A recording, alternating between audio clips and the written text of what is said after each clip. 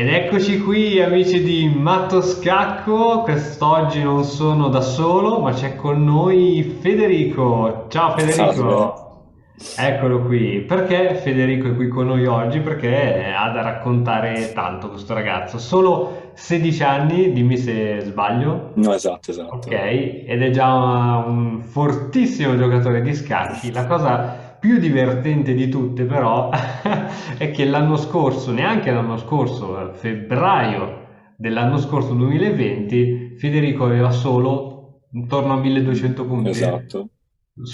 Anche 1100 anche in realtà, 1000. 1000. Ok, quindi Quindi, quando Federico è entrato in punta di piedi all'interno dell'Accademia di Matto Scacco, mi ricordo proprio il primo posto. Qualcuno può dirmi com'è andata questa mia partita? E chiaramente c'erano magari errori o sviste, insomma, che fa un giocatore che ha più o meno quel punteggio lì. E poi il tuo percorso che, diciamo Federico, tu sei un po' all'interno del gruppo degli studenti, sei la punta di riferimento perché in tanti hanno visto proprio la tua esplosione come giocatore. Tra l'altro adesso diciamo che fai anche un percorso di supporto per coloro che vogliono migliorare il gioco e quindi esatto. da febbraio 2020 a dicembre 2021 vogliamo dire il tuo miglioramento. Diciamo è quasi raddoppiato, se possiamo dire così. Ok, ok, ok, quindi è tanta, tanta roba, tanta roba. Adesso sfiori, o forse hai anche superato il 2100 su... No, sì, comunque sono Ok, rimasto là.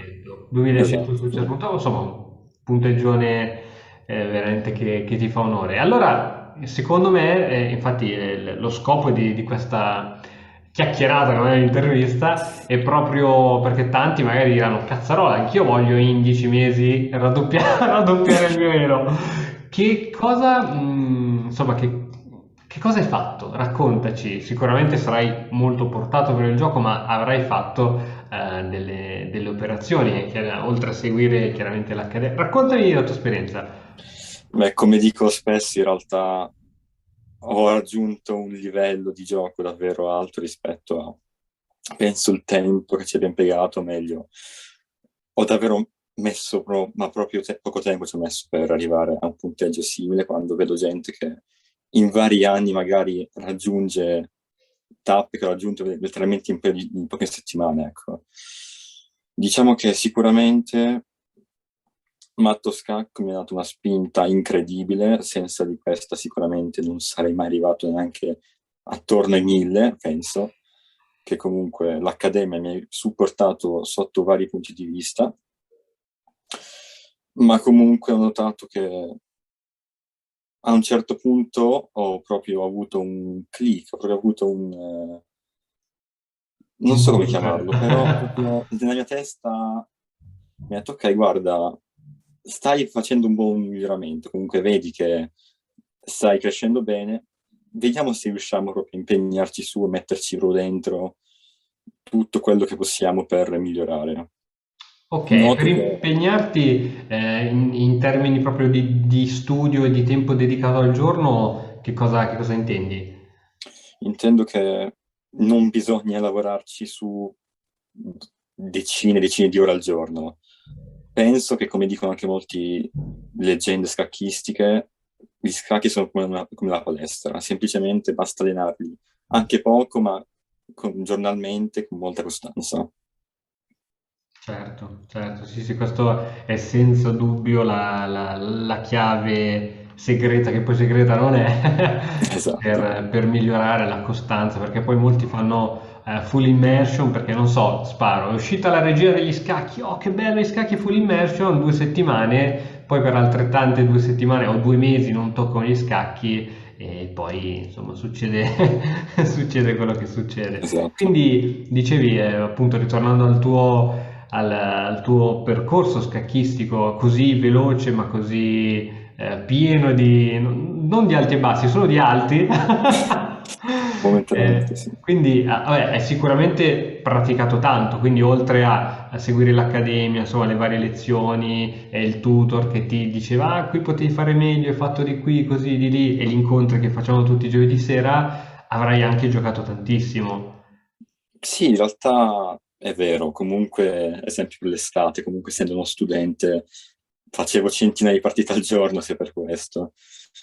Ecco, la cosa che Ma mi... comunque, Scusa, dimmi. Vai pure, vai pure, vai pure. no, cioè, la cosa che mi è piaciuta di te, perché tutte le volte che sono andato a spulciare il tuo profilo, Sì, vedevo le ultime partite giocate e vedevo sempre come tempo 10 minuti. Cioè, almeno non mi sembra mai di aver visto partite da 2 minuti, 3 no, no. minuti, o forse proprio quando cazzeggi, ma il tuo standard è comunque partite, ok, 10 minuti sono sempre pochi, ma il minimo per avere una sorta di ragionamento, no? Dove c'è sì tanta componente di istinto, però è anche un attimo il modo di ragionare su alcune mosse.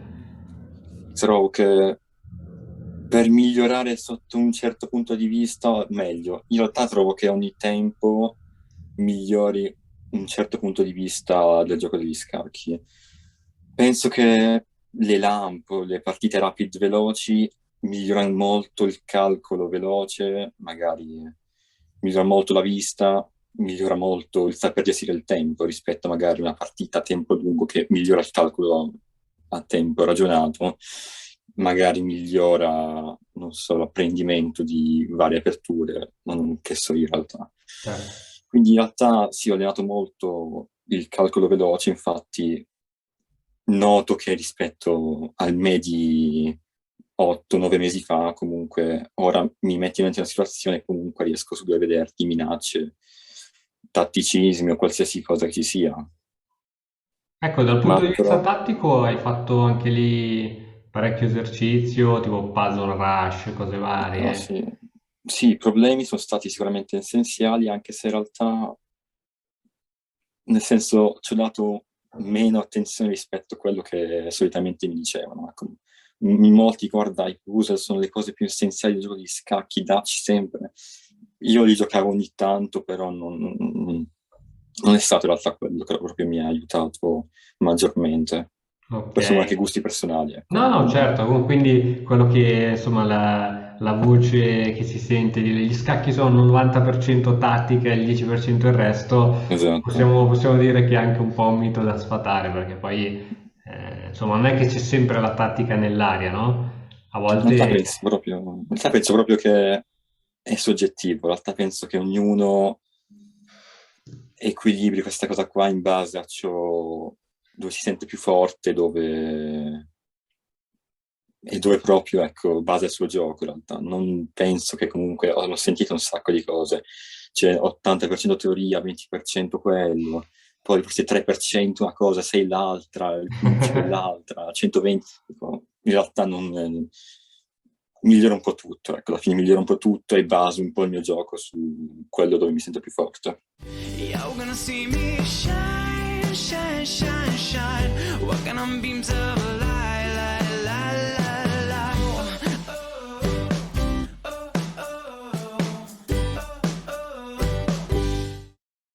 Cioè, ecco, a proposito di dove ti senti più forte, domanda così pura curiosità. Ecco. Secondo te, nel tuo stile di gioco, qual è il punto dove sei più forte? Apertura, medio gioco o finale?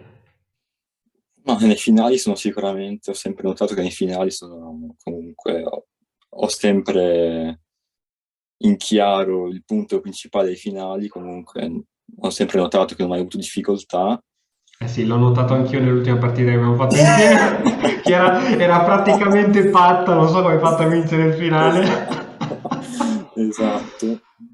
Ma comunque mi trovo molto a mio agio quando ci sono spinte alla baionetta oppure anche sacrifici, proprio dove cerco di soffocare l'avversario. In realtà mi sento là, in quei momenti là mi sento molto forte.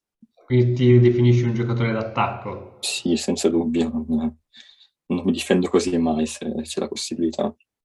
Bene, bene, bene. Allora un giorno ti vedremo partecipare al torneo internazionale Sì. TAL. Ecco, magari.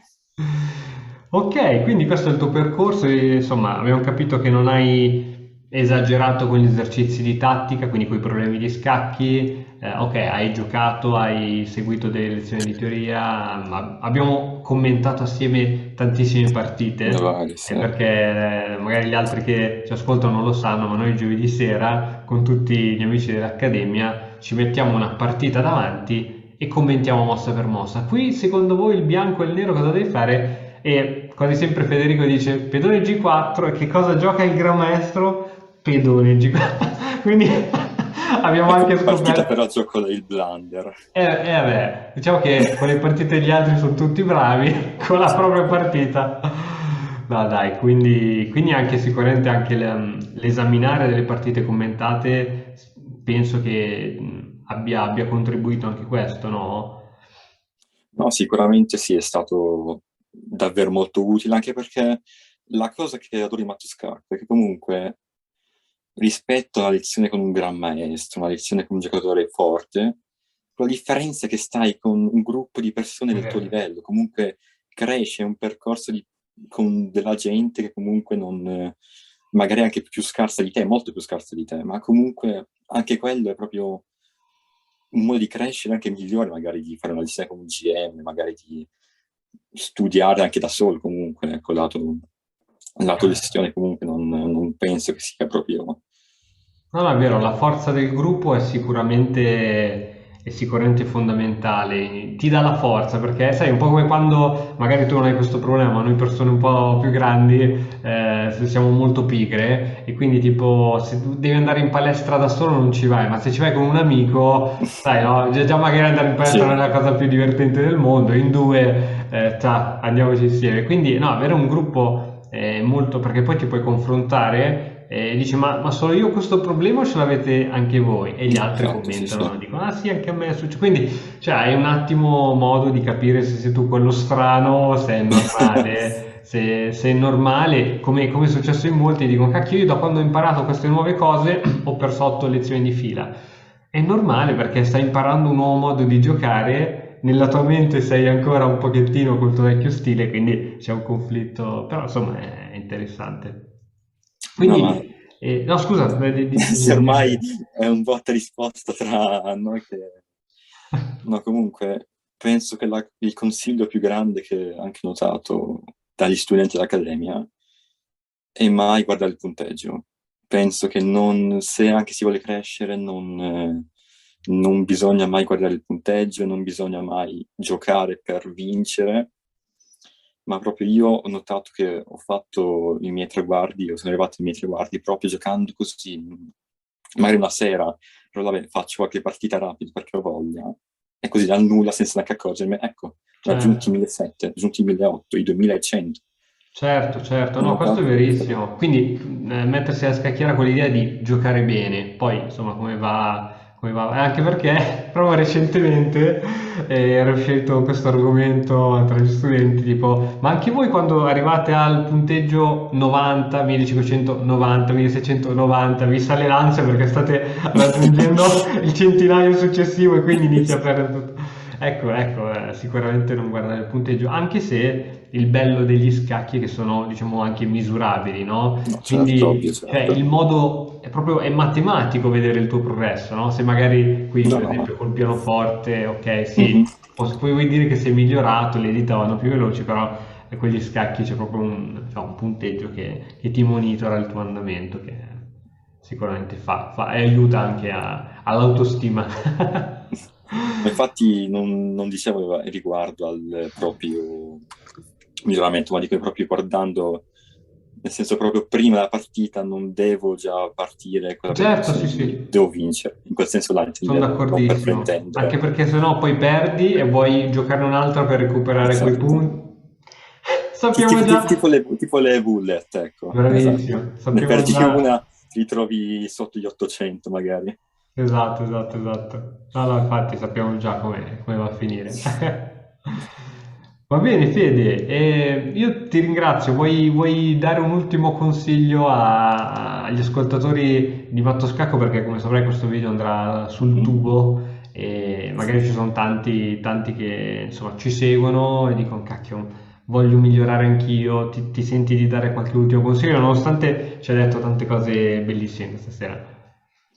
Ma oltre al fatto del punteggio, penso che semplicemente amare il gioco, semplicemente trovare proprio quella gioia, quel divertimento, come se stessi facendo la cosa più bella del mondo in realtà. ecco, ti metti là sulla scacchiera, mi ritrovo il me di 5 anni che impara le prime mosse guardando i ragazzi più grandi giocare al campus estivo, ecco, proprio mi viene quella voglia ogni tanto, proprio dici, guarda, anche se perdo comunque non ho interesse, l'importante è che giochi una bella partita, che mi diverti, che migliora. Questa qui è la prima cosa in assoluto, penso. Certo, sì, ecco, perdere e non demoralizzarsi, dire "Ah, adesso mollo tutto perché ho perso", fa Sì, la parte del sconfitta molto spesso è molto più importante della vittoria per migliorare. Certo, assolutamente d'accordo, assolutamente d'accordissimo. Va bene Fede, grazie mille, sei stato stragentile. Grazie mille per la possibilità, Cristian. Ah, figurati, grazie a te e veramente ancora, casomai non te lo abbia detto abbastanza, ma ancora complimenti per il tuo percorso e noi l'abbiamo detto, ha detto tempo un paio d'anni, ma proprio 3 se vogliamo, maestro Fide, basta, l'abbiamo detto. Guarda, questo video adesso lo carico, poi ce lo andremo a rivedere fra 3 anni. Parte il timer. Parla il countdown. Va bene Fede, grazie Grazie mille. mille. Ciao. Ciao, un abbraccio. E ora per continuare che cosa posso fare? Beh, innanzitutto ti consiglio di iscriverti al nostro canale in modo tale da non perderti le nuove video lezioni. E poi puoi vedere il video che è stato più cliccato in questa settimana. Ci vediamo, ciao!